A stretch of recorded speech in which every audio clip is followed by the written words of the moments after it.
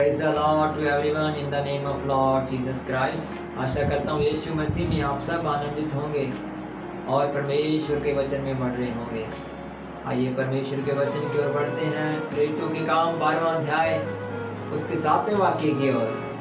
और देखो, प्रभु का एक स्वर्गदूत आ खड़ा हुआ और उस कोठरी में ज्योति चमकी और उसने पतरस की पसली पर हाथ मार के उसे जगाया और कहा, उठ, फुर्ती कर। और उसके हाथों से जंजीरें खुलकर गिर पड़ी।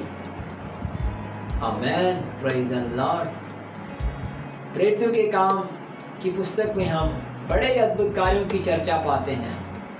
किस प्रकार आरंभ की कलीसिया में यीशु मसीह के द्वारा प्रेरितों के ऊपर फूंका हुआ अभिषेक के कारण बहुत बड़े अद्भुत कार्य वहाँ पर हुए, और इन अद्भुत कार्यों के बीच में बड़ी अत्याचार भी कलीसिया के ऊपर हुए। शाऊल जो बाद में पौलुस बना, उसने भी कलीसिया के ऊपर अत्याचार किए। स्तिफनुस के ऊपर भी बड़ा अत्याचार हुआ। और बाद में हम पाते हैं कि यहाँ पतरस के साथ भी एक बड़ा अत्याचार हुआ। राजा हेरोदास ने उसके खिलाफ में हाथ को बढ़ाया है, और राजा हेरोदास ने सोचा होगा कि शायद ये कलीसिया अर्थात परमेश्वर के सुसमाचार या प्रचार का कार्य बंद होगा और ये रुक जाएगा हमेशा के लिए।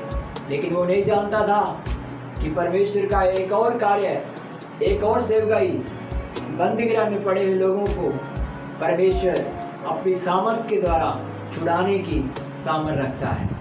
आमीन। और यहाँ हम पाते हैं कि पतरस बंदीगृह जैसी स्थिति में पड़ा है। पतरस के सामने एक स्वर्गदूत उतरता है। क्या आप इंतजार कर रहे हैं एक ऐसी सामर्थ का कि आपके आगे परमेश्वर का स्वर्गदूत उतरे? पुराने नियम में हम पाते हैं कि बहुत लोगों के सामने स्वर्गदूत का विजिटेशन हुआ है, और यहाँ पर भी पतरस के सामने एक स्वर्गदूत उतरा है। आमीन। केवल पतरस को ढांढस देने के लिए नहीं उतरा, वो पतरस के जंजीरों को तोड़ देने के लिए वो उतरा। आमीन। आपकी शारीरिक अवस्था में क्या कोई जंजीर पड़ा है?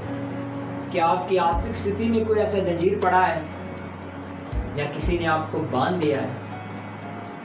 लेकिन याद रखें, परमेश्वर का स्वर्गदूत जहाँ भी उतरा है वहाँ पर पूरी आज़ादी होती है। आमीन।